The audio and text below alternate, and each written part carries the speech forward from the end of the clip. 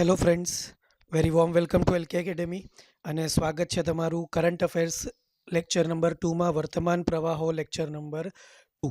I hope કે તમે બધાએ જે લાસ્ટ લેક્ચરની સિરીઝની જે આપણે શરૂઆત કરી છે, બરાબર, ઓક્ટોબર મહિનાના કરંટ અફેર્સથી, તે આખો લેક્ચર તમે જોયો હશે. કોઈ પણ ડાઉટ હોય તો તમે મને પૂછી શકો છો.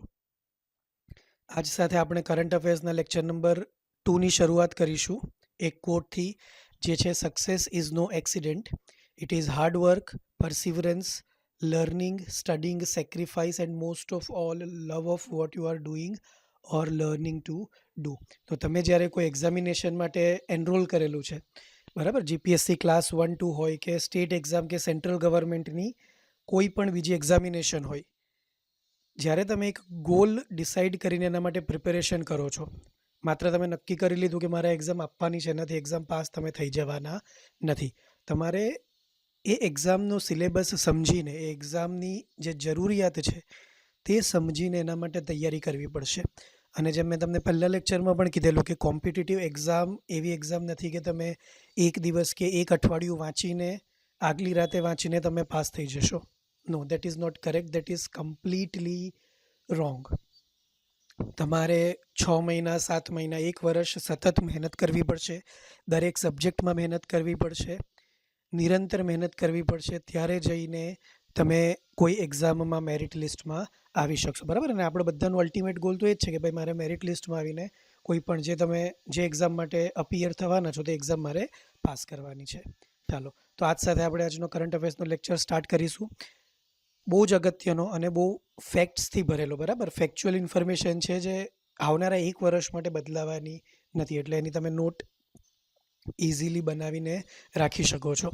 કોઈ અપડેટ એમાં આવવાનું નથી, એટલીસ્ટ આવનારા 1 વર્ષ સુધી, બરાબર. જ્યારે નોબેલ પુરસ્કાર આવતા વર્ષે ફરી પાછા નવેમ્બરમાં કે ઓક્ટોબરમાં જ્યારે જાહેર થશે ત્યારે આમાં અપડેટ આવશે. ત્યાં સુધી આ ઇન્ફોર્મેશન સેમ ટુ સેમ કોઈ પણ એક્ઝામ માટે રહેશે.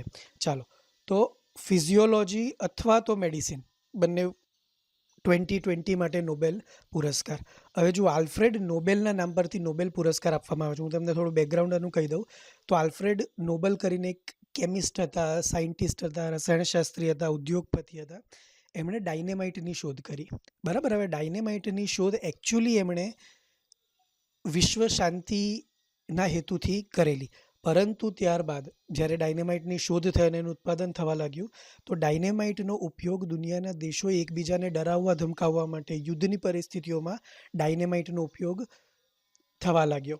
તો એનાથી એમને ખૂબ દુઃખ થયું કે ભાઈ મારો જે પર્પઝ હતો ડાયનેમાઇટ શોધવાનો, દેટ ઇઝ કમ્પ્લીટલી રૂન્ડ આઉટ. અને એટલા માટે એમણે પોતાની બધી જ સંપત્તિ એક ટ્રસ્ટને નામે કરી દીધી 1895માં. અને એ ટ્રસ્ટના પૈસામાંથી એમણે જે પોતાની બધી સંપત્તિ ટ્રસ્ટને નામે કરી અને એક ટ્રસ્ટ બનાવ્યું. અને એ ટ્રસ્ટને એમ કહેવામાં આવ્યું કે આવનારા વર્ષોમાં સાયન્સના ક્ષેત્રમાં જ્યારે પણ કોઈ અવનવી શોધ કરવામાં આવે કે જે માનવ કલ્યાણ માટે જરૂરી હોય અને માનવ કલ્યાણ માટે ઉપયોગી હોય તેવી શોધના શોધકર્તાઓને રેકગ્નિશન આપવામાં આવે, ઓળખાણ આપવામાં આવે અને ઇનામ આપવામાં આવે. અને ત્યારથી નોબેલ પુરસ્કારની શરૂઆત કરવામાં આવી 1901માં, બરાબર. ચાલો, અમેરિકન વૈજ્ઞાનિક હાર્વી જે ઓલ્ટર અને ચાર્લ્સ એમ રાઇસ, બરાબર, આ બે અમેરિકન વૈજ્ઞાનિકો, અને બ્રિટિશ વૈજ્ઞાનિક માઇકલ હ્યુટનને હિપેટાઇટિસ સી વાયરસની શોધ માટે 2020માં મેડિસિન અથવા તો ફિઝિયોલોજી માટેનું નોબેલ પુરસ્કાર એનાયત કરવામાં આવ્યું છે. જુઓ, ફિઝિયોલોજી અને મેડિસિન બે અલગ અલગ ક્ષેત્ર નથી. આ બંને અથવા તરીકે બંને ક્ષેત્રમાંથી કોઈ એક ક્ષેત્રના લોકોને નોબેલ પુરસ્કાર આપવામાં આવે ફોર દેટ પર્ટિક્યુલર યર. તો આ નામ તમારે યાદ રાખવાના અને એમની નેશનાલિટી પણ યાદ રાખવાની, એમની નાગરિકતા પણ યાદ રાખવાની. અમેરિકન વૈજ્ઞાનિક હાર્વી જે ઓલ્ટર અને ચાર્લ્સ એમ રાઇસ, જ્યારે બ્રિટિશ વૈજ્ઞાનિક માઇકલ હ્યુટન. શેના માટે એમને નોબેલ પુરસ્કાર આપવામાં આવ્યો છે ફિઝિયોલોજી અથવા મેડિસિનમાં? હિપેટાઇટિસ સી વાયરસની શોધ માટે. હિપેટાઇટિસ સી વાયરસ 1982માં લાખો ડીએનએ નમૂનાઓ ચકાસીને શોધી કઢાયો હતો.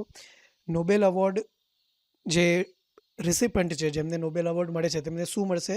તો 10 મિલિયન સ્વીડિશ ક્રોનર. ક્રોનર જે છે તે સ્વીડનની કરન્સી છે, સ્વીડનની મુદ્રા છે. અને જે નોબેલ પુરસ્કાર છે તેનું મુખ્ય કેન્દ્ર સ્વીડન છે, અને એટલા માટે એને સ્વીડિશ ક્રોનરમાં રાશિ તમને આપવામાં આવે છે, જે નોબેલ પુરસ્કાર વિજેતા છે તેમને. એની સાથે સાથે ગોલ્ડ મેડલ અને ઇનામની રકમ સાથે આપવામાં આવે છે, અને સ્વીડિશ શોધક આલ્ફ્રેડ નોબેલ દ્વારા બનાવવામાં આવ્યું હતું. બરાબર, એની હિસ્ટ્રી મેં તમને ઓલરેડી કહી દીધી. હિપેટાઇટિસ શું છે? તો હિપેટાઇટિસ એ યકૃતની દાહક સ્થિતિનો સંદર્ભ આપે છે. બરાબર, લીવર સંબંધિત એક બીમારી છે, જે લીવરની ઇન્ફ્લેમેટરી કન્ડિશન સાથે સંબંધિત છે.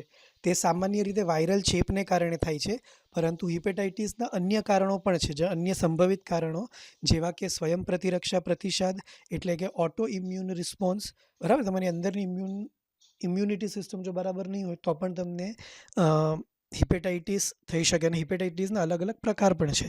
દવાઓ ટોક્સિક જે આપણે બહારથી લઈએ છીએ, અનાજ દ્વારા લઈએ છીએ કે XYZ વસ્તુઓ દ્વારા લઈએ છીએ, તેના દ્વારા પણ હિપેટાઇટિસ થઈ શકે. અત્યાર સુધીમાં હિપેટાઇટિસના 5 મુખ્ય વેરિયન્ટ શોધાયેલા છે, જેને A, B, C, D અને E પ્રકાર તરીકે ઓળખવામાં આવે છે. હિપેટાઇટિસ A, હિપેટાઇટિસ B અને સો ઓન. વાયરલ હિપેટાઇટિસ પ્રત્યે જાગૃતતા લાવવા માટે વિશ્વ હિપેટાઇટિસ ડે દર વર્ષે 28 જુલાઈએ મનાવવામાં આવે છે. તો આ બધી તમારે નોંધ કરતા જવાનું કે વર્લ્ડ હિપેટાઇટિસ ડે ક્યારે ઉજવવામાં આવે છે. તો એનો જવાબ આવશે 28 જુલાઈ. બરાબર, એમના ફોટોઝ તમને આપેલા છે તાકી તમે એને ઇઝીલી યાદ રાખી શકો. તો આ છે હાર્વે જે અલ્ટર, માઇકલ હ્યુટન અને Charles M Rice for the discovery of hepatitis C virus.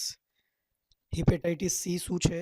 તો હિપેટાઇટિસ સી કયા વાયરસ દ્વારા થાય છે? તો વાયરસનું નામ પણ શું છે? હિપેટાઇટિસ સી વાયરસ દ્વારા થાય છે, જેને ટૂંકમાં HCV તરીકે ઓળખવામાં આવે છે. તે ચેપગ્રસ્ત શરીરના પ્રવાહી સાથે સીધા સંપર્ક દ્વારા ફેલાય છે, અને ખાસ કરીને ઇન્જેક્શન અથવા તો દવાનો ઉપયોગ અને જાતીય સંપર્ક દ્વારા પણ ફેલાઈ શકે છે. વર્લ્ડ હેલ્થ ઓર્ગેનાઇઝેશન એટલે કે WHO મુજબ વિશ્વના લગભગ 71 મિલિયન લોકોને હિપેટાઇટિસ સી વાયરસનો ક્રોનિક ચેપ લાગેલો છે, જે યકૃતના કેન્સરનું એક મુખ્ય કારણ પણ છે. આ રોગની રસી હજુ સુધી વિકસાવવામાં આવી નથી, પરંતુ એન્ટીવાયરલ દવાઓની મદદથી તેનો ઉપચાર કરી શકાય છે. જો હિપેટાઇટિસ સી ક્યારે શોધવામાં આવેલો, આ વાયરસ ક્યારે પહેલી વાર ખબર પડેલી? 1982માં. બરાબર, આજે લગભગ 30 વર્ષ પછી પણ આપણી પાસે એની રસી નથી. હવે આપણે વિચારી શકીએ છીએ કે કોરોનાની રસી માટેનો રસ્તો જે છે તે હજુ કેટલો લાંબો છે. બરાબર, તમે ઇન્ટરનેશનલ ન્યૂઝ કે નેશનલ ન્યૂઝમાં ભલે જોતા હો કે કોરોનાની રસી આવી ગઈ છે, પરંતુ એની ઘણી બધી આડઅસરો લોકોમાં જોવા મળી રહી છે. એટલે એઝ ઓફ નાઉ ડૉક્ટરો પણ કોરોનાની રસી માટે શ્યોર નથી કે આ રસી બધાને અસર કરશે જ કરશે. બરાબર, ઇન્ડિયામાં હિપેટાઇટિસની શું સ્થિતિ છે? તો 40 million people are chronically infected with the hepatitis B virus, અને 6 થી 12 મિલિયન લોકો હિપેટાઇટિસ સી વાયરસથી પીડિત છે. એક મુખ્ય વસ્તુ યાદ રાખવાની કે હિપેટાઇટિસ બીની જે રસી છે આપણી પાસે, તેને યુનિવર્સલ ઇમ્યુનાઇઝેશન પ્રોગ્રામ અંતર્ગત આવરી લેવામાં આવી છે. હિપેટાઇટિસ બીની સાથે સાથે બીજા 11 એટલે ટોટલ 12 રોગોની રસી તમને યુનિવર્સલ ઇમ્યુનાઇઝેશન પ્રોગ્રામ અંતર્ગત આપવામાં આવે છે, જે તમને ઇન્દ્રધનુષ અને ઇન્દ્રધનુષ 2.0. બરાબર, તો આ 2 પ્રોગ્રામ આપણે ઓલરેડી ભણી ચૂક્યા છે. In 2018 national viral hepatitis control program was launched, which has target to eliminate hepatitis C by 2030. તો 2030 સુધી ઘણા બધા રોગો છે. બરાબર, મેલેરિયા છે, ટીબી છે, હિપેટાઇટિસ સી છે. આ બધા રોગોને વિશ્વમાંથી નાબૂદ કરવાનું યુએનનું લક્ષ્ય છે. ચાલો, બીજા કયા ક્ષેત્રમાં નોબેલ પુરસ્કાર અનાઉન્સ કરવામાં આવ્યો છે? તો એ છે ભૌતિકશાસ્ત્ર એટલે કે ફિઝિક્સ. તો વર્ષ 2020 માટે ભૌતિકશાસ્ત્રનું નોબેલ પારિતોષિક 3 એસ્ટ્રોફિઝિસિસ્ટ. હવે એસ્ટ્રોફિઝિસિસ્ટ એટલે શું? કે જે ખગોળશાસ્ત્ર સાથે જોડાયેલા હોય. બરાબર, અવકાશના ગ્રહો છે કે આકાશગંગાઓ છે, સોલર સિસ્ટમ્સ છે, આ બધી વસ્તુઓનો જે અભ્યાસ કરતા હોય તે લોકોને એસ્ટ્રોફિઝિસિસ્ટ તરીકે ઓળખવામાં આવે છે. તો વર્ષ 2020 માટે ભૌતિકશાસ્ત્રનું નોબેલ પારિતોષિક 3 એસ્ટ્રોફિઝિસિસ્ટ રોજર પેનરોઝ, કે જેમની નાગરિકતા છે યુકેની, યુનાઇટેડ કિંગડમ, જર્મનીના રેનહાર્ડ ગેન્ઝેલ અને યુએસએથી એન્ડ્રિયા ગેઝને આપવામાં આવ્યું છે. આ 3 નામ ફરી પાછા આપણે યાદ રાખવાના એમની નેશનાલિટી સાથે. બરાબર, રોજર પેનરોઝ, રેનહાર્ડ ગેન્ઝેલ અને એન્ડ્રિયા ગેઝ. હવે જો આ સંયુક્ત રીતે આ નોબેલ પ્રાઇઝ આપવામાં આવ્યું છે, એક નોબેલ પ્રાઇઝ અડધો હિસ્સો 50% હિસ્સો કોને મળશે? રોજર પેનરોઝને મળશે. જ્યારે બાકીનો 50% હિસ્સો રેનહાર્ડ ગેન્ઝેલ અને એન્ડ્રિયા ગેઝની ટીમને મળશે. બરાબર? તો નોબેલ પુરસ્કાર સંયુક્ત રીતે પણ આપી શકાય. બરાબર? એવું જરૂરી નથી કે એક જ વ્યક્તિને અથવા એક જ સંસ્થાને એ પુરસ્કાર આપવો એવો કોઈ નિયમ નથી. બરાબર? અને શેના માટે આપવામાં આવ્યું છે તો એ આપણે આગળ જોઈશું. એ પહેલાં અહીંયા જોઈ લઈએ. તો રોજર પેનરોઝને for the discovery that the black hole formation is a robust prediction of the general theory of relativity. જે આપણે આઇન્સ્ટાઈનનો સાપેક્ષતાવાદ ભણી ગયા. બરાબર? તો થિયરી ઓફ રિલેટિવિટીની અંતર્ગત બ્લેક હોલને કઈ સાથે સંબંધ છે અને બ્લેક હોલની આજુબાજુ અથવા તો બ્લેક હોલની અંદર ભૌતિકશાસ્ત્રના કોઈ પણ નિયમો કામ કરતા નથી એવી શોધ રોજર પેનરોઝે સાબિત કરી છે. અને બાકીની જે ટીમ છે રેનહાર્ડ ગેન્ઝેલ અને એન્ડ્રિયા ગેઝ, તો એમને કેમ ભૌતિકશાસ્ત્રનો નોબેલ પુરસ્કાર આપવામાં આવ્યો છે તો એ છે for the discovery of a supermassive compact object at the centre of our Galaxy.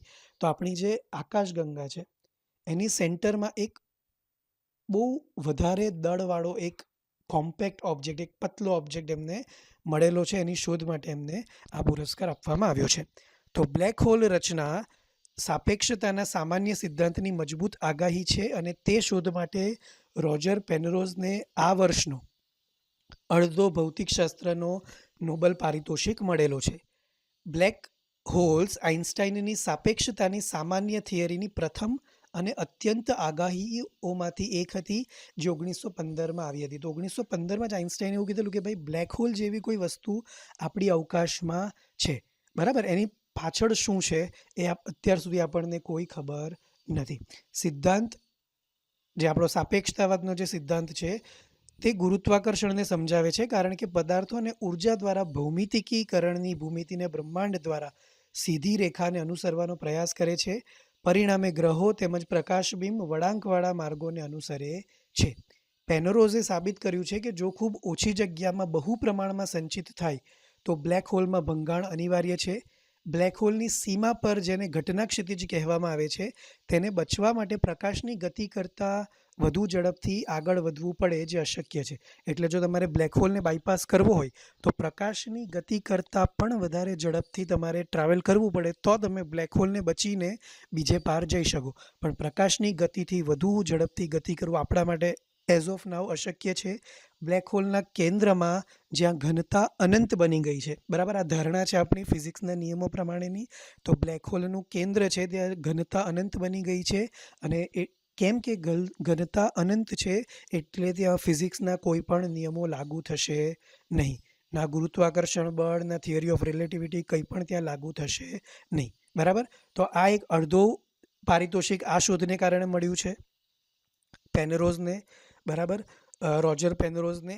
બીજું જે છે તે રેનહાર્ડ ગેન્ઝેલ અને એન્ડ્રિયા ગેઝને મળ્યું છે અનધર 50%. એ શેના માટે છે તો ગેન્ઝેલ અને ગેઝને મિલ્કી વે ગેલેક્સીના કેન્દ્રમાં સુપરમેસિવ બ્લેક હોલની શોધ માટે ઇનામનો બીજો ભાગ મળ્યો છે, જે હવે ધનુરાશિ એ સ્ટાર તરીકે પણ ઓળખાય છે, સેજિટેરિયસ એ સ્ટાર.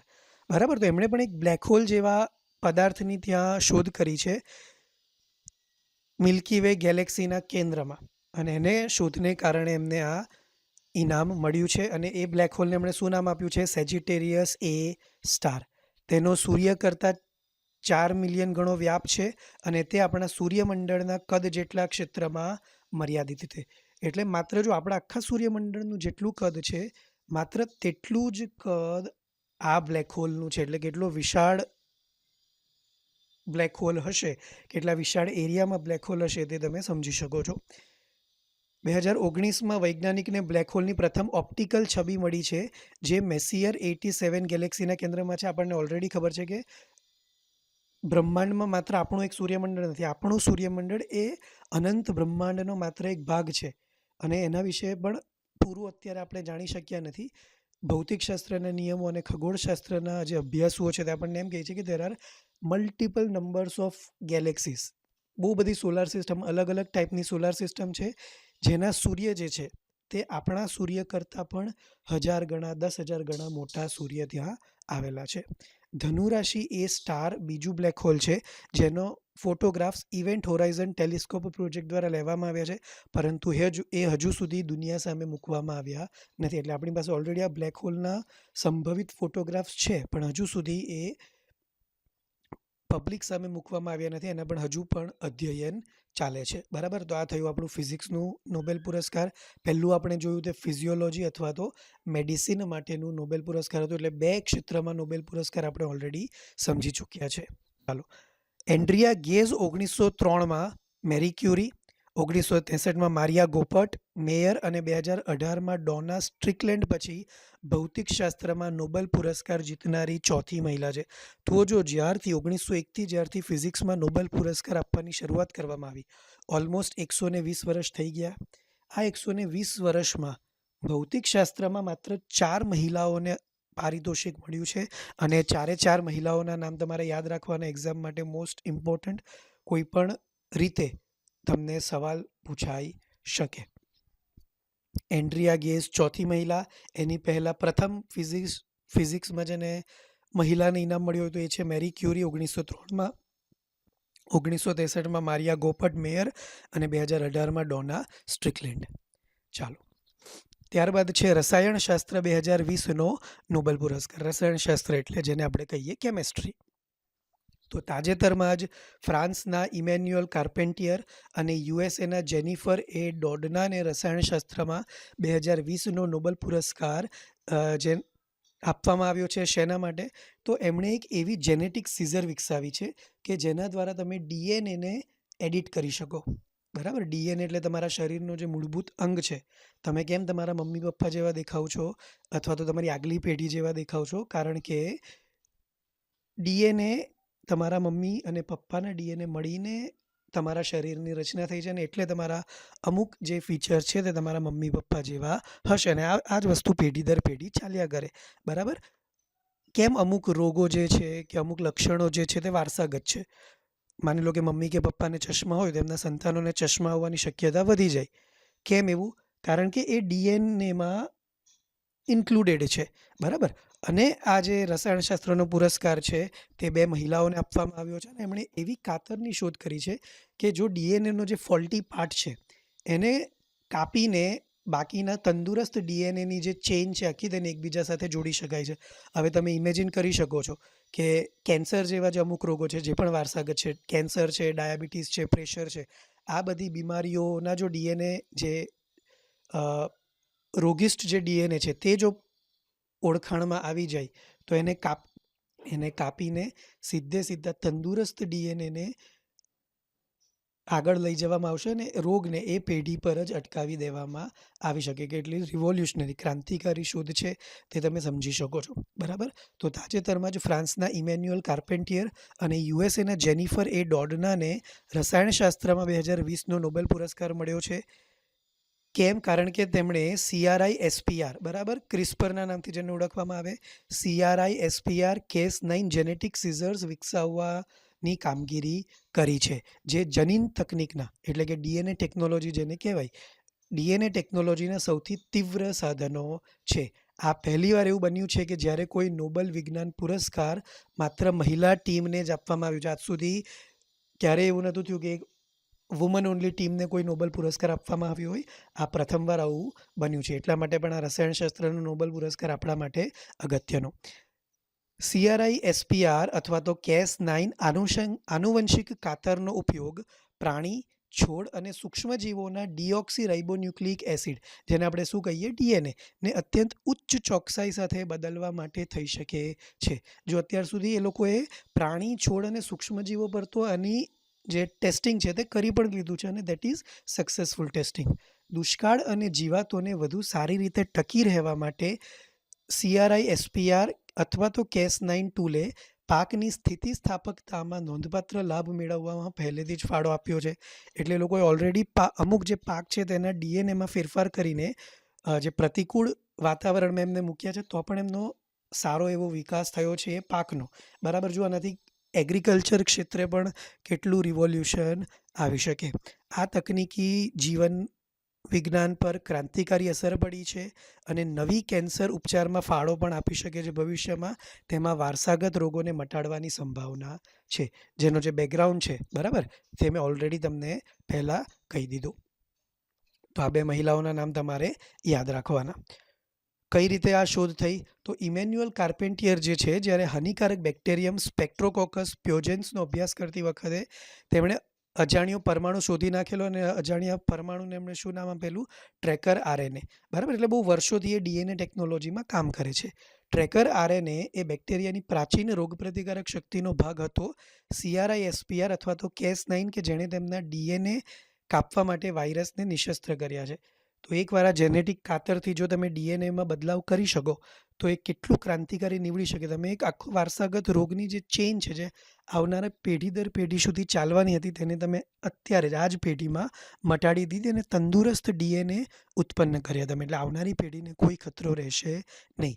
ડીએનએ સ્ટ્રેન્ડ પર વિશિષ્ટ સમસ્યારૂપ અનુક્રમને શોધી કાઢવા માટે મેં તમને કીધું ને કે ફોલ્ટી જે ડીએનએ હોય તેટલો ભાગ શોધીને એને કાપી નાખવાનો અને બાકીની જે ચેઇન છે ડીએનએની તેને જોડી દેવાની. સો ડીએનએ સ્ટ્રેન્ડ પર વિશિષ્ટ સમસ્યારૂપ અનુક્રમને શોધી કાઢવા માટે ટ્રેકર આરએનએ પ્રોગ્રામ કરવામાં આવે છે અને સમસ્યારૂપ ક્રમને તોડવા અને દૂર કરવા માટે Cas9 કે જેને આનુવંશિક કાતર તરીકે પણ ઓળખવામાં આવે છે, તો એ નામનું એક ખાસ પ્રોટીન વપરાય છે. બંને વૈજ્ઞાનિક એક પરીક્ષણ ટ્યુબમાં બેક્ટેરિયાની આનુવંશિક કાતરને ફરીથી બનાવવામાં અને કાતરના પરમાણુ ઘટકોને સરળ બનાવવા માટે તેનો ઉપયોગ કરવામાં સફળતા મેળવી છે.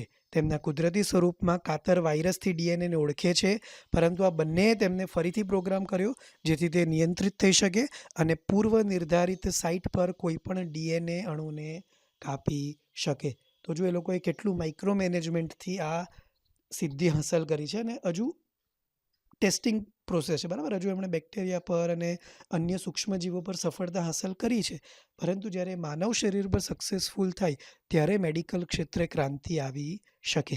તો એ અત્યારે ઇન પ્રોસેસ ચાલે છે. બરાબર, અને આ તમારા માટે એક્સ્ટ્રા સ્ટફ તમારા વાંચવા માટે CRISPR ટેકનોલોજી. બરાબર, આ પણ તમને એક્ઝામમાં પૂછાઈ શકે, જેનો આખો જે બેકગ્રાઉન્ડ છે તે મેં ઓલરેડી તમને જણાવી દીધું. ચાલો હવે ફિઝિયોલોજી, મેડિસિન, ભૌતિકશાસ્ત્ર, રસાયણશાસ્ત્ર પછીનું જે નોબેલ પુરસ્કાર આપવામાં આવે છે તે આપવામાં આવે છે સાહિત્યનું નોબેલ પુરસ્કાર. તો સાહિત્ય 2020નું નોબેલ પુરસ્કાર યુએસએના કવિ લુઈસ ગ્લુકને આપવામાં આવ્યો છે. સાહિત્યનું નોબેલ પુરસ્કાર 2020 આપવામાં આવ્યું છે. બરાબર, અને આ છબી છે લુઈસ ગ્લુકની. ગ્લુક 1943માં ન્યૂયોર્કમાં જન્મેલા, મેસેચ્યુએટ્સમાં રહે છે હાલમાં, અને તે યેલ યુનિવર્સિટી, બહુ ફેમસ યુનિવર્સિટી છે યુએસએની, અને તે યેલ યુનિવર્સિટીમાં અંગ્રેજીના અધ્યાપક પણ છે. તેણીની કવિતા મૃત્યુ, બાળપણ અને કૌટુંબિક જીવન જેવા થીમ્સ સાથે વ્યવહાર કરવા માટે માનવીની પીડાદાયક વાસ્તવિકતા પર કેન્દ્રિત છે. એટલે એમની જે પોએટ્રી છે, બરાબર, તે એકચ્યુઅલ જીવનના અલગ અલગ તબક્કાઓ પર આધારિત છે. 2010થી સાહિત્ય માટેનો ઇનામ મેળવનારી તે ચોથી મહિલા છે અને 1901માં પહેલીવાર નોબેલ પારિતોષિક આપવામાં આવ્યું ત્યારથી તે ફક્ત 16મી મહિલા છે. જો અહીંયા તમને કેમ કઈ મહિલાને નોબેલ પુરસ્કાર મળ્યું તે આપવામાં આવ્યું છે, કારણ કે તમને જેન્ડર ડિસ્પેરિટી બતાવે છે કે USA કે જર્મની જેવા જે વિકસિત દેશો છે ત્યાં પણ મહિલાઓને ઉચ્ચતમ સ્તર પર પહોંચવા માટે વધારે સંઘર્ષ કરવો પડે છે. બરાબર, પુરુષોની સરખામણીએ એ અહીંયાથી આપણને સ્પષ્ટ જોવા મળે છે. જીતવા માટેનો છેલ્લો અમેરિકન, બરાબર, આ જે સાહિત્યનો નોબેલ પુરસ્કાર છે તે જીતવાવાળો છેલ્લો અમેરિકન કોણ હતો? તો એ હતો 2016માં બોબ ડિલન. ગ્લુકને 1993માં તેમના સંગ્રહ ધ વાઇલ્ડ આઇરિસ માટે પુલિત્ઝર પુરસ્કાર, જે પણ એક બહુ સન્માનિત અવોર્ડ છે સાહિત્યના ક્ષેત્રમાં, અને 2014માં રાષ્ટ્રીય બુક એવોર્ડ, જેને નેશનલ બુક એવોર્ડ તરીકે ઓળખવામાં આવે, તે મળ્યો હતો. બરાબર, તો આટલી વસ્તુ તમારે યાદ રાખવાની ઇઝી ફેક્ચ્યુઅલ ઇન્ફોર્મેશન છે. 4 ક્ષેત્રમાં આપણે ઓલરેડી નોબેલ પુરસ્કાર જોઈ ચૂક્યા છે. 5મો નોબેલ પુરસ્કાર, શાંતિ માટેનો નોબેલ પુરસ્કાર 2020. તો સંયુક્ત રાષ્ટ્રની એજન્સી વર્લ્ડ ફૂડ પ્રોગ્રામ, જેને WFPના ટૂંકા નામે ઓળખવામાં આવે છે, તેને 2020નો શાંતિ પુરસ્કાર આપવામાં આવ્યો છે. કેમ?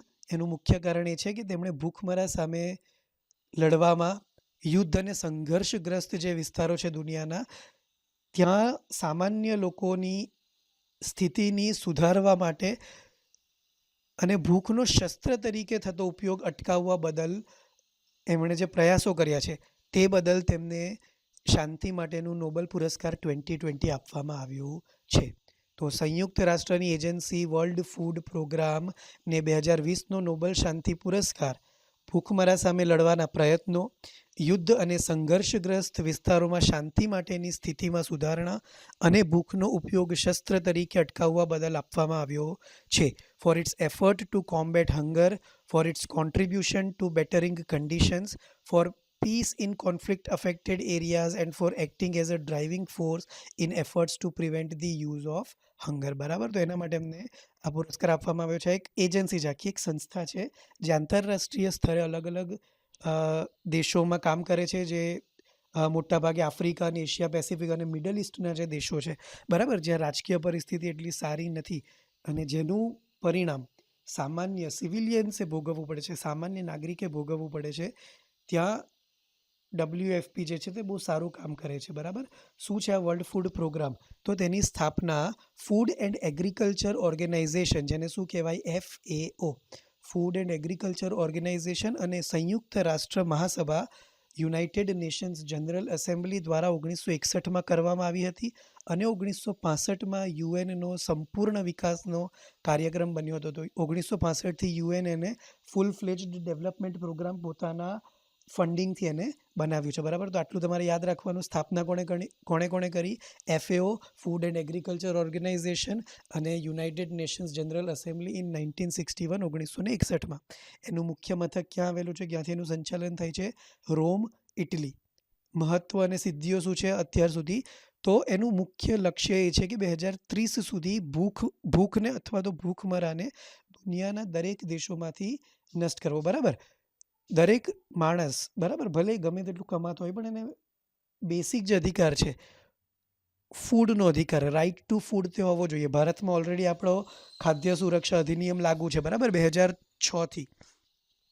તો ભૂખને નાબૂદ કરવી કે જે યુએનનું ટકાઉ વિકાસ લક્ષ્યો એટલે કે sustainable development goal number 2, zero hunger, બરાબર, માનું એક છે જે 2030 સુધીમાં પ્રાપ્ત થવાનું છે. ને WFP યુએનની પ્રાથમિક એજન્સી છે જે આ લક્ષ્ય તરફ આગળ વધે છે. પરંતુ હાલમાં પણ ખબર છે કે કોરોના વાયરસને લીધે 2020-21ના જે વર્ષો છે તે ઇકોનોમિક રીતે થોડા ડાઉનફોલવાળા છે.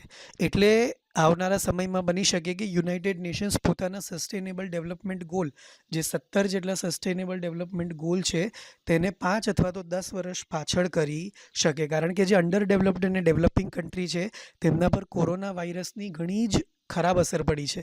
બરાબર, આમ તો દરેક જ ઇકોનોમી પર ભલે ગમે તેટલી સશક્ત હોય, તમે યુરોપના દેશો જોઈ લો, USA જોઈ લો, રશિયા જોઈ લો, જાપાન જોઈ લો, દરેક પર ખરાબ અસર પડી છે. પરંતુ જે અંડર ડેવલપ્ડ અને ડેવલપિંગ કન્ટ્રી છે એમના પર સૌથી વધુ નેગેટિવ અસર પડી છે અને એ ઇકોનોમિક ક્રાઇસિસમાંથી બહાર આવનારા 4-5 વર્ષનું પ્રેડિક્શન છે કે આવનારા 4-5 વર્ષ લાગશે. બરાબર, એટલે આ જે SDG ગોલ્સ છે જે 2030 સુધી કમ્પ્લીટ કરવાના હતા તે પાછળ જઈ શકે છે. હાલમાં ભૂખનો સામનો કરવા માટે તે વિશ્વની સૌથી મોટી હ્યુમેનિટેરિયન એજન્સી છે, એટલે કે માનવતાવાદી એજન્સી છે. 2019માં તેણે 88 દેશોમાં, જો હાલમાં તે 88 દેશોમાં કાર્યરત છે, 2012 પછીની સૌથી મોટી સંખ્યા છે. તો 2019માં 97 મિલિયન લોકોને મદદ કરી છે WFPએ, વર્લ્ડ ફૂડ પ્રોગ્રામ એજન્સીએ. તે જ વર્ષે તેણે લગભગ 4.4 મિલિયન ટન ખોરાક એક જગ્યાએથી બીજી જગ્યાએ લોકો સુધી પહોંચાડ્યો. 91 દેશોમાંથી 1.7 અબજ US$ અને 156 દેશોમાંથી 762 મિલિયન US$ ચીજવસ્તુઓ અને સેવાઓ ખરીદી છે. તો જો જ્યારે કોઈ દેશમાંથી વસ્તુઓ અને સેવાઓ ખરીદવામાં આવે ત્યારે તેની જે લોકલ ઇકોનોમી છે તેને પણ બૂસ્ટ મળે. એટલે WFP ડિરેક્ટલી ઇનડિરેક્ટલી ઘણા બધા દેશોને, ઘણા બધા માનવ સમૂહોને પોતાની રીતે મદદ કરે છે અને એટલા માટે જ 2020નો જે શાંતિ પુરસ્કાર છે તે WFPને આપવામાં આવ્યો છે. ચાલો, 5 કેટેગરીઝમાં આપણે નોબેલ પુરસ્કાર ઓલરેડી જોઈ લીધો છે. 6ઠ્ઠી કેટેગરી જે છે, લેટ 60sમાં આ પુરસ્કાર આપવાની શરૂઆત કરવામાં આવી અને એને ધ સ્વેરીગેઝ રિક્સબેન્ક પુરસ્કાર કહેવામાં આવે છે. સ્વેરીગેઝ રિક્સબેન્ક પ્રાઇઝ ઇન ઇકોનોમિક સાયન્સ. તો ઇકોનોમિક સાયન્સમાં જેને આપણે અર્થશાસ્ત્ર તરીકે ઓળખીએ છીએ, તો અર્થશાસ્ત્ર માટેનું નોબેલ પુરસ્કાર આપવામાં આવે છે, પરંતુ એનું નામ શું આપવામાં આવ્યું છે? સ્વેરીગેઝ રિક્સબેન્ક પુરસ્કાર ઇન અર્થશાસ્ત્ર. ચાલો, તો યુએસના અર્થશાસ્ત્રીઓ પોલ મિલગ્રોમ અને રોબર્ટ વિલ્સનને સોમવારે રેડિયો ફ્રીક્વન્સીઝ જેવા પરંપરાગત રીતે વેચવામાં આવતી ચીજવસ્તુઓ અને સેવાઓ સહિતના વેપારી હરાજીના કામ માટે નોબેલ ઇકોનોમિક્સ ઇનામ આપવામાં આવ્યું છે, જેવું નોબેલ સમિતિએ પબ્લિશ કર્યું છે. તો જો આ જે બે અર્થશાસ્ત્રીઓ છે, પોલ મિલગ્રોમ અને રોબર્ટ વિલ્સન, એમણે હરાજી કઈ રીતે કરવી, અમુક જે પરંપરાગત વસ્તુઓ છે જેની આંતરરાષ્ટ્રીય સ્તરે હરાજી થતી હોય, તો હરાજીની જે પદ્ધતિ છે તે એમણે એક નવી જ પદ્ધતિ શોધી છે અને એને લીધે એમને અર્થશાસ્ત્રનું નોબેલ પુરસ્કાર આપવામાં આવ્યું છે. હવે આ જે હરાજીની પદ્ધતિ છે તે બદલવાથી બાયર અને સેલર બંનેઓને એનો ફાયદો થશે એવું આ લોકોનું કહેવું છે અને નોબેલ સમિતિ એટલા માટે એની ઓળખ કરીને એમને અર્થશાસ્ત્રનું નોબેલ પુરસ્કાર આપ્યું છે. જ્યુરીએ જણાવ્યું હતું કે હરાજીના સિદ્ધાંતમાં થયેલા સુધારા અને નવા હરાજી બંધારણોની શોધ બદલ આ બંનેને સન્માનિત કરવામાં આવ્યા છે. રોયલ સ્વીડિશ એકેડમી ઓફ સાયન્સીસે નોંધ્યું છે કે શ્રી મિલગ્રોમ કે જે 72 વર્ષના છે અને શ્રી વિલ્સન કે જે 83 વર્ષના છે, તેમની શોધથી વિશ્વભરના વેચાણકર્તાઓ, ખરીદદારો અને કરદાતાઓને ફાયદો થયો છે. બરાબર, તો આટલા લોકોને એમણે ઇકોનોમિક ફાયદો પહોંચાડ્યો, એની ઓળખ કરવા માટે સ્વેરીગેસ રિક્સબેન્ક પુરસ્કાર આપવામાં આવે છે અર્થશાસ્ત્રના ક્ષેત્રમાં. બરાબર, આ છે પોલ મિલગ્રોમ અને આ છે રોબર્ટ વિલ્સન. ચાલો, આ આપણે વાત કરી નોબેલ પ્રાઇઝીસની. હવે તમને ખ્યાલ આવી ગયો છે કે 6 ક્ષેત્રમાં નોબેલ પુરસ્કાર આપવામાં આવે છે. આલ્ફ્રેડ નોબેલના નામ પરથી આ પુરસ્કાર આપવામાં આવે છે. 1901થી આ પુરસ્કાર આપવામાં આવે છે. મેથેમેટિક્સમાં નોબેલ પુરસ્કાર આપવામાં આવતું નથી. બરાબર, ઘણીવાર એક્ઝામમાં પૂછાય છે કે ભાઈ નીચેના કયા ક્ષેત્રમાં નોબેલ પુરસ્કાર આપવામાં આવે છે અથવા આપવામાં આવતું નથી. ત્યારે કન્ફ્યુઝ થવાની કોઈ જરૂર નથી. 6 ક્ષેત્ર યાદ રાખી લેવાના. ફિઝિયોલોજી અથવા તો મેડિસિન એક ક્ષેત્ર, બીજું ભૌતિકશાસ્ત્ર, ત્રીજું રસાયણશાસ્ત્ર, ચોથું શાંતિ પુરસ્કાર, પાંચમું સાહિત્ય અથવા તો લિટરેચર અને છઠ્ઠું અર્થશાસ્ત્ર. તો આ 6 ક્ષેત્ર તમારે યાદ રાખી લેવાના. ચાલો, એના પછીનો એક ટોપિક છે કસ્તુરી કોટન એટલે કે કસ્તુરી કપાસ. તો ભારત સરકારે એક પોતાની નવી બ્રાન્ડ ચાલુ કરી છે હાઈ સ્ટાન્ડર્ડ સાથે. કપાસની જે ક્વોલિટી છે એ ઉચ્ચ કક્ષાની ક્વોલિટીનું કપાસ દેશમાં અને વિદેશોમાં વેચી શકે તો એ હવે કયા નામ હેઠળ વેચાશે? કસ્તુરી કોટન બ્રાન્ડ નેમ હેઠળ વેચાશે. બરાબર, જેમ આપણે XYZ જે તમે અમુક બ્રાન્ડના કપડાં પહેરતા હોવ, અમુક બ્રાન્ડના આપણે તેલ ખાતા હોઈએ કે ખોરાક ખાતા હોઈએ, તો એ જ રીતે આ કપાસની એક બ્રાન્ડ છે. કેન્દ્રીય કાપડ પ્રધાને 7 ઓક્ટોબર 2020, બરાબર, union minister for textile, 7 October 2020ના રોજ બીજા વિશ્વ કપાસ દિવસ નિમિત્તે, એટલે કે 7 ઓક્ટોબરે બીજો વર્લ્ડ કોટન ડે નિમિત્તે તાજેતરમાં ભારતીય કપાસ માટેના બ્રાન્ડ અને લોગોનું અનાવરણ કર્યું હતું. બ્રાન્ડિંગ કસ્તુરી કપાસ શરૂઆતમાં ભારતમાં ઉગાડવામાં આવતા અને નિર્ધારિત ધોરણોને પૂર્ણ કરતા લાંબા મુખ્ય કપાસ પર લાગુ થશે. બરાબર, એટલે એના માટે ઓલરેડી એક સ્ટાન્ડર્ડ નક્કી કરવામાં આવ્યું છે કે આ સ્ટાન્ડર્ડને રીચ કરશે, પહોંચશે તો જ એને કસ્તુરી કોટન અંતર્ગત બ્રાન્ડ નેમ હેઠળ એને સમાવવામાં આવશે. બરાબર, વિશ્વ કપાસ દિવસ શું છે? World cotton day. તો વર્લ્ડ કોટન ડે માટે 2020ની થીમ શું હતી? ધ ફાઈબર ધેટ મૂવ્સ મી. તો આ થીમ તમારે યાદ રાખવાની. કોટન 4 એક ઇનિશિયેટિવ છે. કોટન 4 4 દેશોનો સમાવેશ થાય છે. એમાં બેનિન, બુર્કિના ફાસો, ચાડ અને માલી. આફ્રિકા અને મિડલ ઇસ્ટના દેશો છે. બેનિન, બુર્કિના ફાસો, ચાડ અને માલીની પહેલ પર 2019માં વર્લ્ડ ટ્રેડ ઓર્ગેનાઇઝેશન દ્વારા કોટન 4 નામનું ઇનિશિયેટિવ સ્ટાર્ટ કરવામાં આવ્યું છે. United Nations Food and Agriculture Organization, જેને કહેવાય FAO, United Nations Conference on Trade and Development UNCTAD, આંતરરાષ્ટ્રીય વેપાર કેન્દ્ર ITC અને આંતરરાષ્ટ્રીય કપાસ સલાહકાર સમિતિના સહયોગ દ્વારા કોટન 4ની મુહિમ ચલાવવામાં આવે છે. બરાબર, હવે જ્યારે આપણે કોટન વિશે ભણતા હોઈએ અને ભારત જ્યારે કોટનનું બહુ પ્રખર ઉત્પાદન કરે છે ત્યારે આપણે કપાસના પાક વિશેની માહિતી લેવાની. આ તમને ગુજરાતની પરીક્ષાઓમાં પણ પૂછાઈ શકે અને ભારતની તમે સેન્ટ્રલ લેવલની કોઈ જ્યારે એક્ઝામ આપો તેમાં પણ તમને પૂછાઈ શકે. તો કપાસ વિશે થોડી માહિતી લઈ લઈએ. ખરીફ પાક છે જેનો પાક થવા માટે 6 થી 8 મહિનાનો સમય જરૂરી છે. દુષ્કાળ, તો એને શુષ્ક આબોહવા જોઈએ. હવે જુઓ, હવે તમે વિચારી શકો કે ભારતમાં શુષ્ક આબોહવા તમને ક્યાં મળે? તો કે રાજસ્થાન છે, ગુજરાત છે, મધ્યપ્રદેશ છે, મહારાષ્ટ્ર છે, આ જે એરિયા છે ત્યાં તમને શુષ્ક આબોહવા મળે. વિશ્વની ખેતીલાયક જમીનનો 2.1 ભાગ માત્ર ને માત્ર કપાસની ખેતીમાં સંકળાયેલો છે, જે વિશ્વની 27% કાપડની જરૂરિયાતને પૂર્ણ કરે છે. તાપમાન કેટલું જોઈએ? કપાસના પાકને 21 થી 30 ડિગ્રી સેલ્સિયસ વચ્ચે. વરસાદ જોઈએ લગભગ 50 થી 100 સેન્ટીમીટર જેટલો. માટીનો પ્રકાર કાળી સુતરાઉ માટી, રેગ્યુલર સોઇલ. દાખલા તરીકે ડેક્કન પ્લેટેવની જે માટી છે ત્યાં કપાસનો પાક સૌથી વધારે થાય. ઉત્પાદનો તો કે ફાઇબર એટલે કે રેસા બનાવવામાં કામ લાગે, તેલ બનાવવામાં કામ લાગે, અને પ્રાણીઓનું જે ભોજન છે તેમાં પણ કપાસનો પાક ઉપયોગી છે. ટોચના કપાસ ઉત્પાદક દેશો કયા છે? કયા દેશો કોટનના ઉત્પાદનમાં સૌથી મોખરે છે? તો સૌ પ્રથમ આવે છે ચીન, ત્યારબાદ છે ભારત અને ત્યારબાદ છે USA. ભારતમાં ટોચના કપાસ ઉત્પાદક રાજ્યો કયા કયા છે? તો કે ગુજરાત, મહારાષ્ટ્ર, તેલંગાણા, આંધ્રપ્રદેશ અને રાજસ્થાન. બરાબર, તો ગુજરાત પ્રથમ સ્થાને છે કપાસના ઉત્પાદનમાં. કપાસની 4 મુખ્ય જાતિઓ છે જે આપણને વધારે વપરાશમાં લેવામાં આવે છે. તે છે ગોસિપિયમ આર્બેરિયમ, જી હર્બેસિયમ, જી હર્સ્યુટમ અને જી બાર્બેડેન્સ. ગોસિપિયમ આર્બેરિયમ અને જી હર્બેસિયમને જૂના દુનિયાના કપાસ એટલે કે ઓલ્ડ વર્લ્ડ કોટન તરીકે ઓળખવામાં આવે છે, અથવા તો એશિયાટિક કોટન તરીકે ઓળખવામાં આવે છે.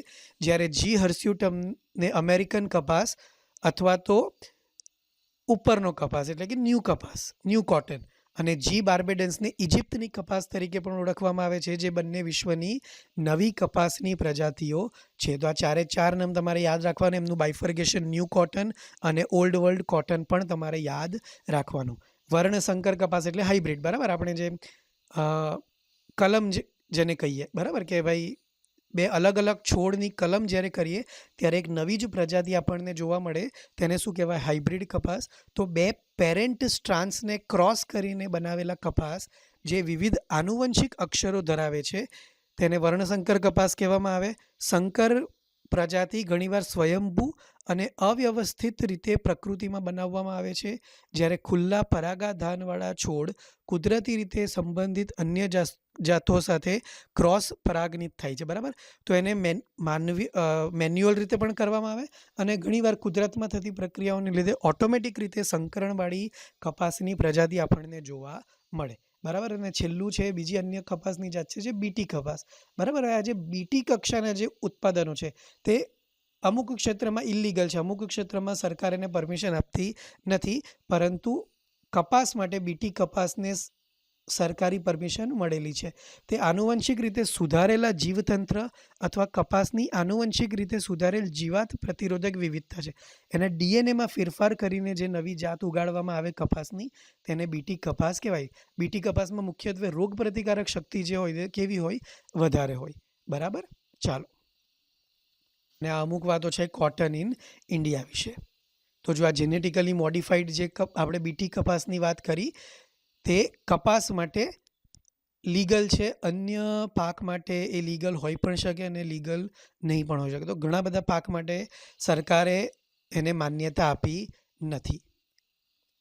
ચાલો, એના પછી એક સરળ ટોપિક આપણા માટે એ છે એન્ટી રેડિયેશન મિસાઇલ રુદ્રમ-1. તો સંરક્ષણ સંશોધન અને વિકાસ સંગઠન એટલે કે DRDO એ સ્વદેશી રીતે વિકસિત એન્ટી રેડિયેશન મિસાઇલ રુદ્રમ-1નું સફળ ફ્લાઇટનું પરીક્ષણ કર્યું છે. એન્ટી રેડિયેશન મિસાઇલ છે તો એનું લક્ષ્ય શું છે? તો રુદ્રમ-1 વિરોધીના રડાર, સંદેશા વ્યવહાર સંપત્તિ એટલે કે જે કોમ્યુનિકેશનની જે ચેનલ્સ છે અને અન્ય રેડિયો આવર્તન સ્ત્રોતોને શોધવા માટે, ટ્રેક કરવા માટે તથા તટસ્થ કરવા માટે રચાયેલ છે, જે સામાન્ય રીતે તેમની હવાઈ સંરક્ષણ પ્રણાલીનો ભાગ છે. તો એમના જેટલા પણ કોમ્યુનિકેશનના સંસાધનો છે તેને નષ્ટ કરવા માટે અને તેમને ટ્રેક કરવા માટે, ઓળખવા માટે, રેકોગ્નાઇઝ કરવા માટે રુદ્રમ-1નો ઉપયોગ કરવામાં આવશે. આ કોઈપણ રેડિયેશન ઉત્સર્જન સ્ત્રોતને શોધીને નિશાન બનાવી શકે છે. માની લો કોઈ ડ્રોન જે છે તે ભારતીય સીમામાં ફરતું હોય તો એ ભારતની સીમામાં નહીં આવવું જોઈએ. કોઈ પણ દેશનું, આજુબાજુના કોઈ પણ દેશનું ડ્રોન હોઈ શકે. તો એને શોધીને જો એ રેડિયો ઉત્સર્જન કરતો જો એ સંસાધન હોય તો એને શોધીને રુદ્રમ-1 દ્વારા એનો નાશ કરી દેવામાં આવશે. એ દુશ્મનના કોઈપણ જામિંગ પ્લેટફોર્મ્સને બેઅસર કરવામાં અથવા રડાર સ્ટેશનોને બહાર કાઢવામાં મુખ્ય ભૂમિકા ભજવી શકે છે, જેના દ્વારા પોતાના લડવૈયાઓ માટે કોઈ આક્રમક કાર્યવાહી હાથ ધરે છે અને પોતાની સિસ્ટમોને જામ થવાથી અટકાવે છે. બરાબર. આનું સિમ્પલ ઉદાહરણ આપો. દરેક જણાએ ઉરી પિક્ચર જોયું હશે. ઉરી પિક્ચરમાં જ્યારે ભારતના જે વિમાન છે, બરાબર, XYZ, તે હતા 3 ટીમો હોય છે. તો ત્યારે બધા વિમાનો જ્યારે પાકિસ્તાની સીમામાં જાય છે ત્યારે ત્યાં જેમર્સ લાગેલા હોય છે. જેમર્સ એટલે શું કે તમે કોઈ પણ પ્રકારનું કમ્યુનિકેશન ત્યાં નહીં કરી શકો. બરાબર. અને રડાર સ્ટેશનો પણ છે ત્યાં બોર્ડર પર. એટલે કે જેવા તમે પાકિસ્તાની એર ફિલ્ડમાં એન્ટર થયા કે પાકિસ્તાનના રડાર પર તમે પકડાઈ જશો કે ભાઈ ભારતના કે જે પાકિસ્તાનના નથી તેવા કોઈ બહારના પ્લેન પાકિસ્તાની સીમામાં એન્ટર થયા છે. બરાબર. તો એને પણ આ શું કરી દેશે? બેઅસર કરી દેશે. એટલે તમે ચૂપકેથી કોઈ પણ જો તમારે કાર્યવાહી કરવી હોય તો એ તમે કરીને ચૂપચાપ પાછા આવી શકો છો. બરાબર. ઘટકો કયા છે એના? તો ઇનર્શિયલ નેવિગેશન સિસ્ટમ છે. કમ્પ્યુટરનું મિકેનિઝમ જે ઓબ્જેક્ટની પોતાની સ્થિતિમાં ફેરફારનો ઉપયોગ કરે છે, જીપીએસ સાથે જે ઉપગ્રહ પર આધારિત છે. એટલે માની લો કે જે ટાર્ગેટ છે તેનું સ્થળ બદલાય તો પણ આ એવી સિસ્ટમ છે કે એ ઓટોમેટિકલી પોતાની જાતને ત્યાં નેવિગેટ કરી લેશે. એને કોઈ મેન્યુઅલ પ્રોગ્રામ આપવાની જરૂર નથી. બરાબર. અને એમાં માર્ગદર્શન માટે પેસિવ હોમિંગ હેડની સિસ્ટમ લગાવવામાં આવી છે જે ફ્રીક્વન્સી પર કાર્ય કરશે. જેમ જેમ ફ્રીક્વન્સી બદલાતી જશે તેમ તેમ એ પોતાનો પાથ બદલતો જશે. બરાબર. તો આ થઈ આપણી વાત રુદ્રમ 1 વિશેની. વિકાસ અને પરીક્ષણ તો તે હવાથી સપાટીની મિસાઇલ છે, એટલે કે એર ટુ સરફેસ વાળી મિસાઇલ છે. ગયા લેક્ચરમાં આપણે સરફેસ ટુ સરફેસ મિસાઇલ વિશેની વાત કરેલી, જે DRDO દ્વારા ડિઝાઇન અને વિકસિત કરવામાં આવી છે. એટલે સંપૂર્ણપણે ઇન્ડિજિનિયસ મિસાઇલ છે, સંપૂર્ણપણે દેશી મિસાઇલ છે, સંપૂર્ણપણે ભારતમાં તૈયાર થયેલી છે. DRDOએ ન્યૂ જનરેશન એન્ટી રેડિયેશન મિસાઇલની સફળ પરીક્ષણ હાથ ધર્યું છે, જેને બાલાસોર કે જે ઓડિશામાં આવેલું છે ત્યાં એનું સફળ ટેસ્ટિંગ કરવામાં આવ્યું છે. રુદ્રમ 1 એ દેશની પ્રથમ સ્વદેશી રેડિયેશન મિસાઇલ છે. એકવાર મિસાઇલ લક્ષ્ય પર લોક થઈ જાય તો તે રેડિયેશન સ્ત્રોત વચ્ચે ફેરવાઈ જાય તો પણ તે ચોક્કસપણે પ્રહાર કરવામાં સક્ષમ છે. મેં તમને કીધું તેમ કે જે રેડિયેશનનો સ્ત્રોત પોતાની જગ્યા બદલે તો પણ રુદ્રમ 1 એને પોતાની રીતે ટ્રેક કરી લેશે. ઓપરેશનલ સુવિધાઓ શું છે?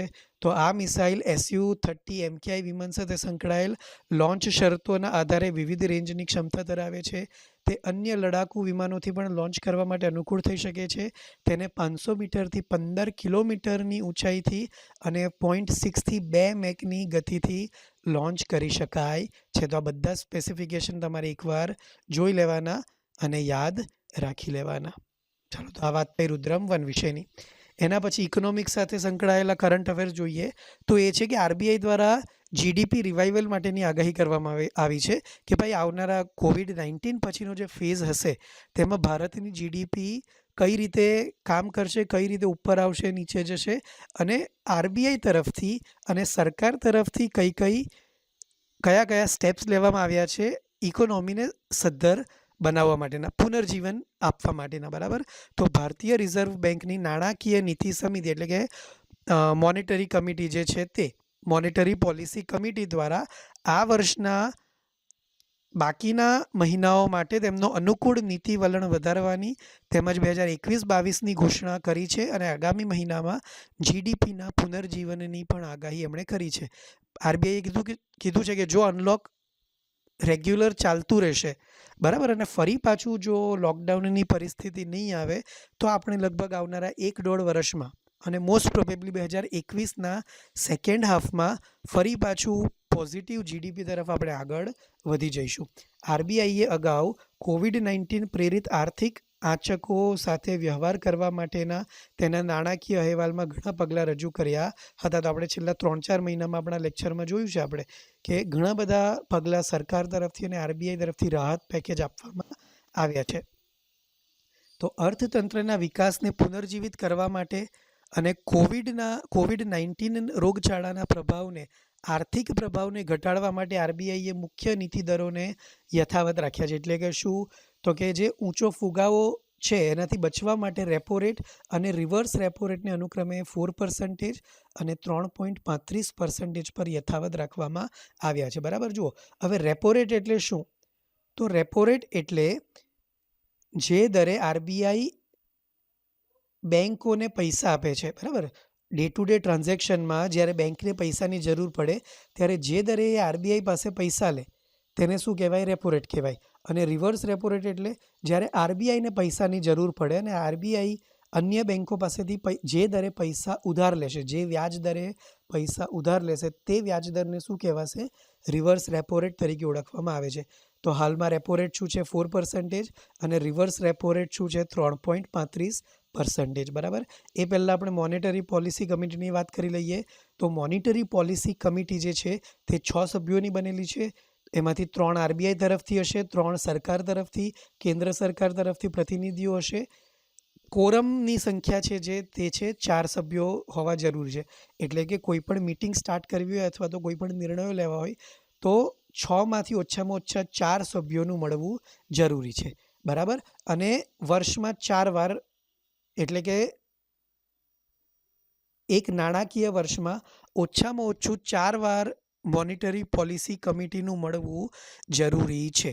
તમે પોલિસીમાં ચેન્જ કરો કે નહીં કરો દેટ ઇઝ સેકન્ડરી થિંગ, પણ તમારે ઓછામાં ઓછું 4 વાર ઇકોનોમી પર ચર્ચા કરવા માટે તમારે ફરજિયાતપણે મળવું પડે. બરાબર. હવે જ્યારે 6 જણ હોય અને માની લો કે કોઈ પોલિસી પર સરખા મત પડે, 3 મત પક્ષમાં પડે અને 3 મત વિપક્ષમાં પડે, એ સંજોગોમાં આખરી મત, નિર્ણાયક મત કોનો ગણાશે? આરબીઆઈના ગવર્નરનો ગણાશે. જે 3 સભ્યો આરબીઆઈ તરફથી હશે તેમાંથી એક કોણ હશે? આરબીઆઈના ગવર્નર હશે. તો આખરી નિર્ણાયક મત આરબીઆઈના ગવર્નરનો ગણાશે. બરાબર. ચાલો, તો રિસ્ક વેઇટ જે છે, જેને જોખમ વજન કહેવામાં આવે, તો વ્યક્તિગત હોમ લોન પર એક બાજુ મૂકવા માટે જરૂરી મૂડી હળવી કરવામાં આવી છે અને છૂટક અને નાના ધિરાણ લેનારા માટે લોનની મર્યાદા વધારવામાં આવી છે. કારણ કે COVID-19ની સૌથી વધુ અસર લઘુ અને મધ્યમ ઉદ્યોગો જે લોકો કરતા હતા તે લોકોને થઈ છે. એટલે એ લોકોને વધુ લોન ઓછા વ્યાજ દરે મળી રહે તેવી વ્યવસ્થા કરવામાં આવી છે. આ રોગચાળાના ભોગ બનેલા જોબ સઘન સ્થાવર મિલકત ક્ષેત્રને વેગ આપશે. એટલે કે આપણું જે રિયલ એસ્ટેટ માર્કેટ છે તેને પણ ધીરે ધીરે વેગ મળશે. આ ઉપરાંત રિયલ ટાઈમ ગ્રોસ સેટલમેન્ટની જે સુવિધા છે, આરટીજીએસ, ઓનલાઈન પેમેન્ટની જે સુવિધા છે તે હવેથી 24 કલાક ઉપલબ્ધ રહેશે. વિશિષ્ટ ક્ષેત્રોના પુનરુત્થાન માટે 10,000 કરોડ રૂપિયા બજાર સહભાગીઓને પ્રવાહિતા અને સરળ ફાઇનાન્સ માટેની સ્થિતિની ખાતરી આપશે. લિક્વિડિટી વધારવા માટે 10,000 કરોડ રૂપિયા માર્કેટમાં ફરતા કરવામાં આવશે. Long term reverse repo operation એ નાણાકીય નીતિ ક્રિયાઓ અને અર્થવ્યવસ્થામાં ક્રેડિટના પ્રવાહના સંક્રમણને સરળ બનાવવા માટેની પદ્ધતિ છે. આ બેન્કિંગ સિસ્ટમમાં પ્રવાહિતાના ઇન્જેક્શનમાં મદદ કરે છે. બરાબર. તો જો લિક્વિડિટી જ્યારે વધશે માર્કેટમાં ત્યારે ઓટોમેટિકલી ઇકોનોમી કેવી થશે? ઉપર આવશે. તો આ લિક્વિડિટીને વધારવા માટે સરકાર અને આરબીઆઈ પ્રયત્ન કરશે અને એ માટે ઓપરેશન ટ્વિસ્ટ જે આરબીઆઈનું ઓપરેશન છે તે પરફોર્મ કરવામાં આવશે કે આરબીઆઈ સરકારી સિક્યોરિટીઝને ખરીદશે અને ફરી પાછી વેચશે. બરાબર. તો ઓપન માર્કેટ ઓપરેશન એ એક જથ્થાત્મક નાણાકીય નીતિ સાધનોનો મૂળભૂત ઢાંચો છે જે દેશના મધ્યસ્થ બેંક દ્વારા એટલે કે આરબીઆઈ દ્વારા અર્થતંત્રમાં નાણાંની સપ્લાયને નિયંત્રિત કરવા માટે કાર્યરત છે. તો હવે આરબીઆઈ ઓપન માર્કેટ ઓપરેશનને અંજામ આપશે. પૈસાની સપ્લાયની સ્થિતિને વ્યવસ્થિત કરવા માટે સરકારી સિક્યોરિટીઝની વેચાણ અથવા ખરીદીના માર્ગ દ્વારા ઓપન માર્કેટ ઓપરેશન આરબીઆઈ દ્વારા હાથ ધરવામાં આવે છે. સિસ્ટમમાંથી લિક્વિડિટી દૂર કરવા માટે કેન્દ્રીય બેંક વ્યવસાયિક બેંકોને ગવર્મેન્ટ સિક્યોરિટીઝનું વેચાણ કરે છે અને સિસ્ટમમાં પ્રવાહિતા લાવવા માટે ગવર્મેન્ટ સિક્યોરિટીઝ પાછી ખરીદે છે. બરાબર. તો જે લિક્વિડિટી જે જળવાવી જોઈએ માર્કેટમાં આરબીઆઈના નોર્મ્સ પ્રમાણે તેને વ્યવસ્થિત કરવા માટે હવે આરબીઆઈ ઓપન માર્કેટ ઓપરેશન કરશે. બરાબર. અને આ અમુક પ્રિડિક્શન્સ છે. બરાબર. જો આપણું 2019નું જે પ્રથમ ક્વાર્ટર હતું, બરાબર, ફિનાન્શિયલ ક્વાર્ટરની આપણે વાત કરીએ છીએ, એટલે એપ્રિલ, મે અને જૂન જે ત્રિમાસિક આર્થિક જે ગાળો હતો આપણો, તેમાં આપણી ઇકોનોમી -23.9% પર ચાલી ગયેલી હતી. બરાબર. તો એનાથી આપણે પોઝિટિવ તરફ હવે આગળ વધવાનું છે. બરાબર. એટલે 2020-21નું જે આપણું વર્ષ હતું, નાણાકીય વર્ષ તેમાં આપણે ઓલમોસ્ટ નેગેટિવમાં ચાલીશું, બરાબર? અને 2021ના સેકન્ડ હાફથી બની શકે કે આપણે ફરી પાછા પોઝિટિવ જીડીપી તરફ ધીરે ધીરે આગળ વધીએ, બરાબર? ચાલો. અને આ એ જ વસ્તુ છે જે મેં તમને ઓલરેડી કીધી, મોનિટરી પોલિસી કમિટી. તો governor of RBI x officio chairman of the committee, એટલે કે હોદ્દાની રૂએ તેના ચેરમેન હોય છે. એક સ્ટેચ્યુટરી બોડી છે જેને reserve bank of India act 1934 અંતર્ગત બનાવવામાં આવી છે, બરાબર? અને બાકીની અન્ય એક્સ્ટ્રા માહિતી હતી તે મેં ઓલરેડી તમને કહી દીધી. રેપો રેટ અને રિવર્સ રેપો રેટ વિશે પણ આપણે ચર્ચા કરી લીધી, બરાબર? છતાં પણ એકવાર તમારે ધ્યાનથી અને વાંચી જવાનું. જ્યાં પણ તમને થોડો પણ ડાઉટ લાગે ત્યાં તમે મને પૂછી શકો છો. અને આ તમારા માટે હોમવર્કના 3 સબ્જેક્ટ. પહેલું છે બેંકના મની ટ્રાન્સફર મોડ્સ કયા કયા છે, તમે પણ યુઝ કરતા જશો, ઓનલાઈન પેમેન્ટ મેથડ્સ. સેકન્ડ છે કિર્ગિસ્તાન પોલિટિકલ અનરેસ્ટ અને એની ઇફેક્ટ ઓન ઇન્ડિયા, બરાબર? કિર્ગિસ્તાન જે છે તે આપણે પહેલા લેક્ચરમાં એસસીઓ વિશે જોયેલું. મેં તમને હોમવર્કમાં કીધેલું કે ભાઈ એસસીઓ વિશે જે 8 સભ્ય દેશો છે તે તમારે વાંચવાના. તો કિર્ગિસ્તાન અને ભારત એ બંને એસસીઓના સદસ્યો છે.